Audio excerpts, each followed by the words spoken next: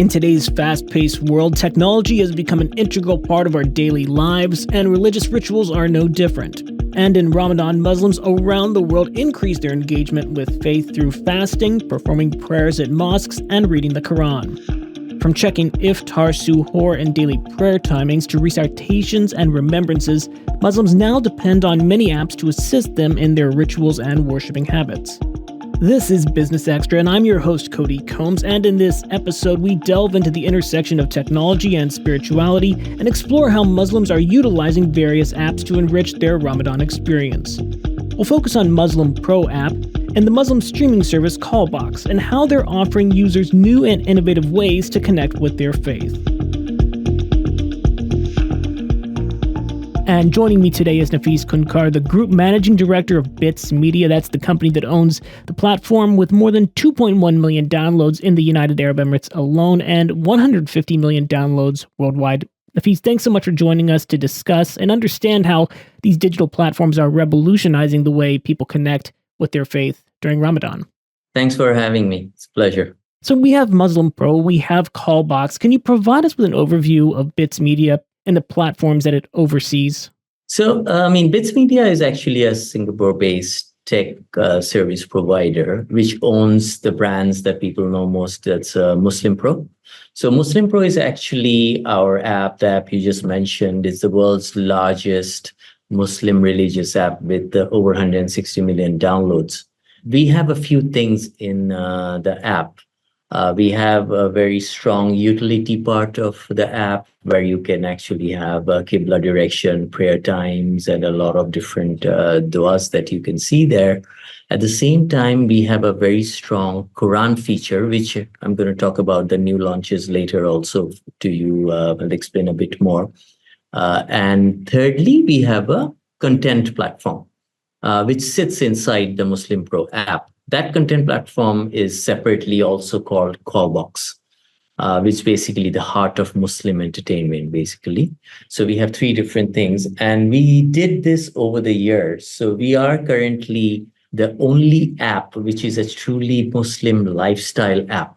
Although we started with utilities, we are now a lifestyle app where you can actually get many other things just than basic utilities. You can learn about Islam, you can learn about the Quran. At the same time, you can see culture from different parts of the world, where we have more than 1,300 hours of content in our platform. And this content comes from all over the place. Well, you mentioned the sheer number of people who like your platform and use it regularly. Where geographically do you see the most success? So, it's actually quite obvious if you look at it. Our largest number of active users come from Indonesia, which is, of course, the world's largest Muslim populated country.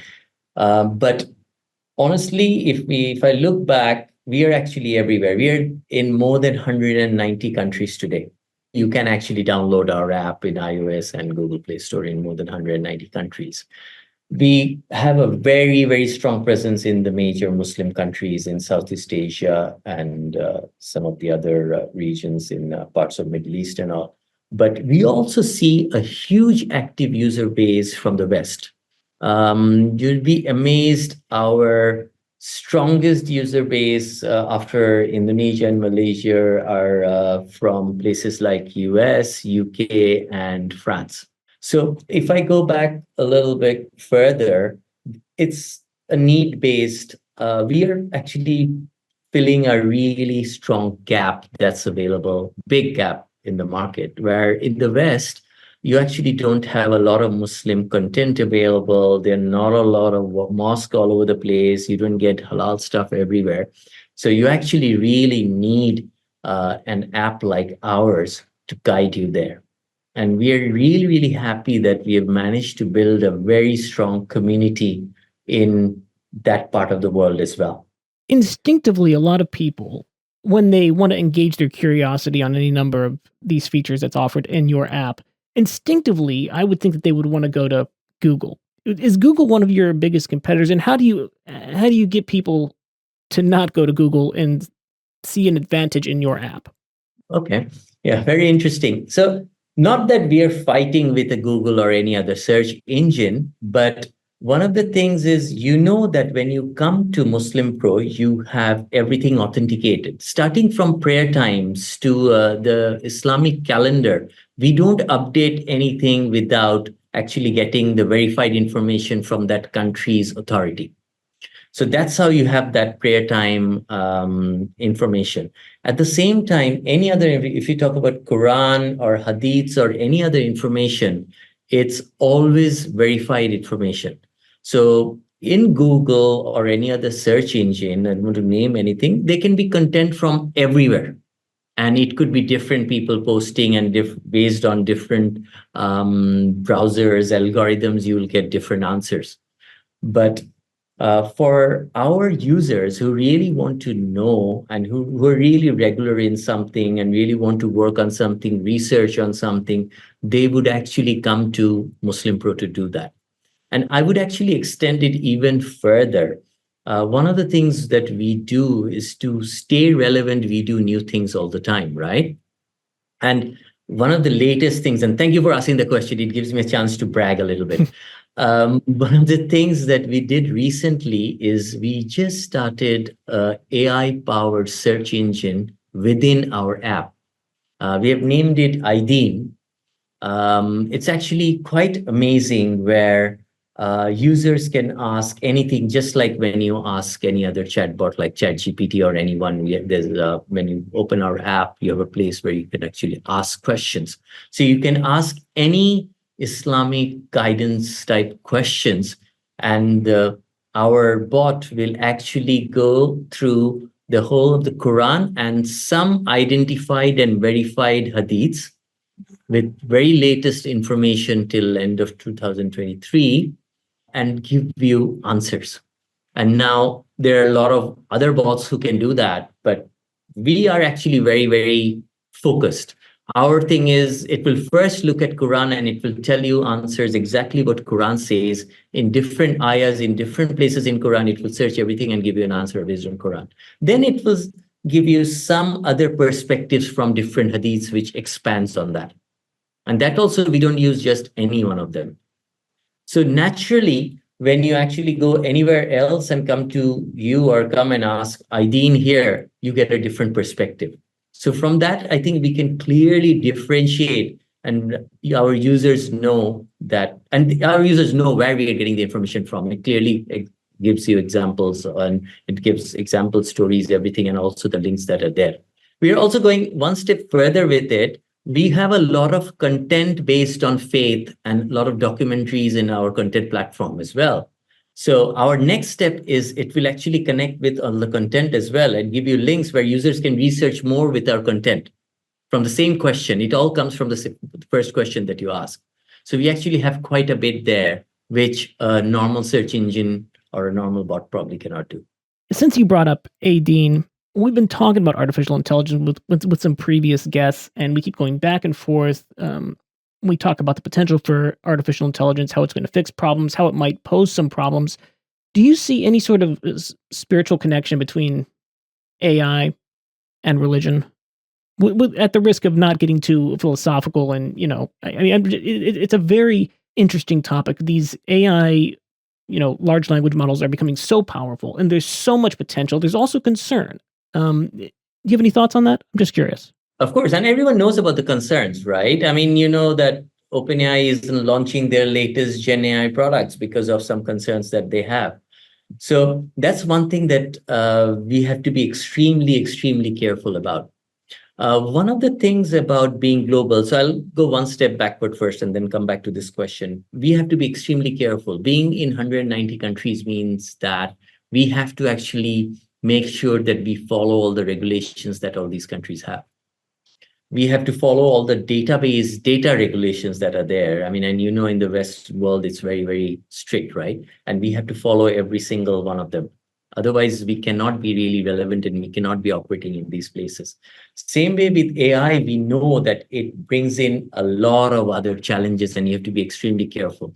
So if you'll see that if you go into IDEEN, we have been very, very strict and focused on a few particular materials. First thing first, everything will be based on the Quran. And Quran, as you know, cannot be changed, and there's only one Quran, right? So we don't have a huge challenge in managing that. And we have also chosen a few different hadiths for that. And only content that is available in our platform. We will not overlap with anything else, and we will not go outside because we know what is in our platform. We know what information is available. And also sometimes if we give wrong information, it can have a huge impact. So we might as well not give any information, right? So we're extremely, extremely careful, and we know it's a huge challenge, and we always have to be very careful because we are working with a community. There are different cultures, but everyone is a Muslim, and it's a huge Muslim community. But culturally, there are people who are different. There are different views, perspectives of different people. You have to be extremely careful. And that's the reason we are also going very slow. And we took a long time before doing this. And before even doing this and starting IDEEN, we actually took a lot of feedback from our customers on what they want and what they need, what we are actually looking for. So it's actually a very, very difficult balance that we have to go on a daily basis.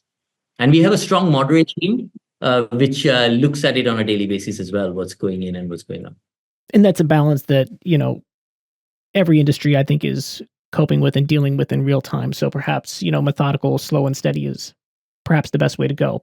I want to pivot a little bit. The Islamic entertainment industry has seen significant growth in recent years.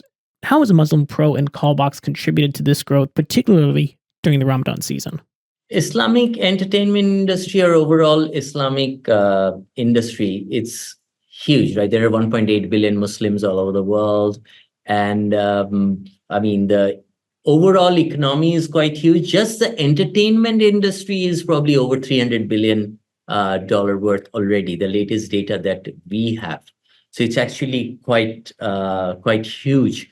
Islamic e-commerce is growing. But the most important part for us is that I think by 2025 or 26, I forgot exactly when it is, smartphone usage in the Muslim population will also go up to about 1.8 billion, which is, I think, way more interesting for us. And because of this, because everyone's moving more towards technology, apps like Muslim Pro are actually becoming more and more important, I would say, to provide your utility services, your lifestyle services, and your content services.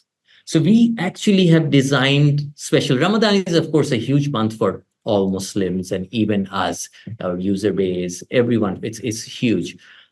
So first and foremost, we take regular feedback, and we took special feedback during Ramadan because we always try to launch a few big product features during Ramadan.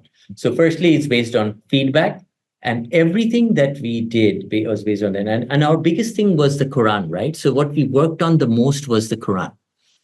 We totally changed and redesigned our Quran feature during the Ramadan. We added a few different things over here. One is, of course, the learning part, which significantly changed. You can memorize, you can learn in different ways. But at the same time, you can actually now go into our Quran feature and listen to the Quran just like you would listen to music on Spotify. Then a few more interesting facts. We actually have Quran translated in more than 60 languages in our app. And you can read the Quran in 20 plus languages. So we significantly enhanced all of these before Ramadan. And on the actual Callbox platform, which is on our content side, we have done something very, very interesting this year, and we are all very proud of it. That's actually our first AI-generated 10-part series, totally created with AI. It's called Muhammad, Mercy of the Multiverse. So it's based on our Prophet Muhammad Sallallahu Alaihi Wasallam, where it's about his life and some of his deeds and actions, where the whole thing was generated with AI, no actors, starting from the voice, video, everything was AI generated. It was a huge task a collaboration between people sitting in Singapore, US, UK, and even in Pakistan. We managed to do this. So that was a huge thing for us. But we also worked on mental health. We worked on animation series. We collaborated with Pixie Toon, where we are introducing Quran to the kids. So we've done quite a bit actually during this Ramadan. What are some of the most popular features on the platform that users really, really just have hung on to? What do they most look forward to? Quran is definitely the biggest everywhere. If you now go into a search engine, also the highest searched word would actually be Quran. Then the prayer times and Qibla Finder, which are basic utility features, are also used quite a lot where people need it for their daily usage. And then we have actually started tracking, which is also coming up, where people are tracking their fast, their prayers. We are bringing in a few more new things where you can actually go one step further. You can track, you can have socials, you can actually, I wouldn't say compete, you can collaborate with other Muslims, maybe your family. You can do different programs around that as well. So this is a tremendous service that you offer to hundreds of millions of people, and it's very much appreciated. That being said, if I may ask, what is the business model? How does that work out? So we have two business revenue streams today. Why I say today is it's going to change, or we'll have others coming later. So today we have a subscription-based revenue. A lot of our features, especially the content or the video content that's there, are subscription-based. So we have a lot of subscribers who pay on a monthly, yearly basis to receive all the features. And we also have a lot of free users who where we show some ads, and we have advertising revenue. So today we are at about 70% advertising and 30% subscription model, where we are generating revenue from that. But saying that, in terms of our future and the planning and what we want to do next, we believe that we are a lifestyle app and we want to do more for the community, and we want to provide more and more services to the community. So we will add other features and revenue streams, just like we are going to collaborate with other partners. We are going to collaborate with financial institutions to provide more information on finance, to provide financial services, your Islamic finance, deposits. We are going to provide those. You have takaful insurance. We are going to provide those so that our users, I was just telling you, right, in the West, the way we see it in the Middle East or Southeast Asia, Islamic services, it's not available in the West as much, right? It is available, but it's not probably as accessible. So if we can help make these accessible, it benefits more our partners and our users who can actually get everything in our platform. And like I said, everything that we do will be, or we will try to make it very balanced and all authentic and verified. So if we do it that way, we believe that our users will benefit from that. At the same time, we will have way, way more engagement with our users. And while we do that, this will add revenue streams to our platform as well. These are very, very ambitious plans, obviously, with hundreds of millions of users. Are there any plans for an IPO? Current plans, with the growth plans that we have, I think about 4 years or so, we should be able to look at IPO. We have got interest from a few different places. We are probably going to go for an IPO, and that's probably the good right, because we have investors here who probably will need to see the bigger picture as well. Since so many people do, in fact, use this app, and it is very much an underserved audience, inevitably, I think someone such as yourself might be seen as a tech leader in this space. So I have to ask, in what ways do you see technology as serving as a bridge between cultures and communities? I mean, I think it is inevitable, right? Everywhere you see technology is there and it's changing. It's ever changing. I mean, I'll give you a small example, and that's probably the biggest change that you see in technology today. I just gave you a figure of 1.8 billion smartphones, right? I mean, earlier, who ever thought of reading the Quran without the actual Quran in your hand, right? But now just imagine with technology, you have just on your phone, you have so much information. You have the Quran, you have all the hadiths, you have so much content. Just in our app, you have so much information, right? You don't need books. You don't need to even go to a search engine or do anything, right? I mean, or go anywhere. One app, our app, or any other app, anything, you go to Chat GPT, you can ask questions. You get so much information just because everyone has, or not everyone, almost all these people, a lot of people, they have these smartphones, right? So this is just a simple thing. And then you have a lot of other technology that's there, but it's just probably the easiest example because it's so easy to carry. And there's so much information here.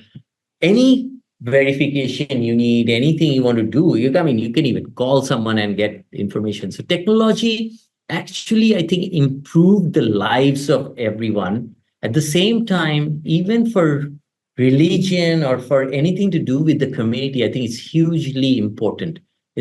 And with this, we have to change. But I'll give you some examples. It brings a lot of challenges for us as well. When we work, and that's where our biggest challenge is. I mean, yes, it's good. Everyone has a smartphone, but there are 100,000 different types of smartphone, different models, different technology, and different internet speed. So from someone sitting in a village in Indonesia and someone sitting in US using very fast internet with an iPhone, it's very different. And we have to cater for all of these different segments of people.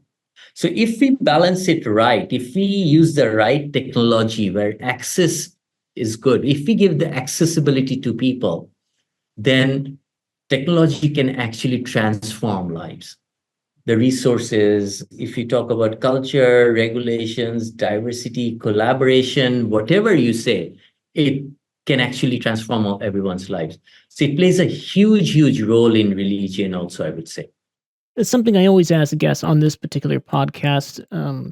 Is there anything that I'm not asking about the Muslim Pro app that you want people to know that I'm not touching upon? No, I think you have covered most of the things. But what I can add to that is with the technology and the technological advancement that's there, we can actually do a lot more. It's not only like even a year back or a year and a half back, we didn't think of using AI for our platform. But with the technology changed so much, we had to change, we have to come up with different things. Now we are also thinking of chain, how we can get into a distributed ledger type management of, let's say, information, data, how we manage about finance, everything. So in terms of us, I think one of the things I want to emphasize, we are, end of the day, technology-based lifestyle company. We are not only working on just maybe prayers or just Quran. I want to emphasize we are working with AI, we are working with blockchain, we are bringing in new products.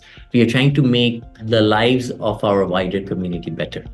That's our ultimate goal. Well, those are some very ambitious plans for a company that's also accomplished quite a bit already. Nafis, thanks so much. The Managing Director of Bits Media, thanks so much for joining us on this special Ramadan edition of Business Extra. Thank you so much for having us here. That's it for this episode. Thanks so much to all of you for listening. Please remember to follow us wherever you get your podcasting content so you can receive all of our episodes as soon as they come out. This episode was produced by Dole Fareed and Arthur Edison. I'm your host, Cody Combs.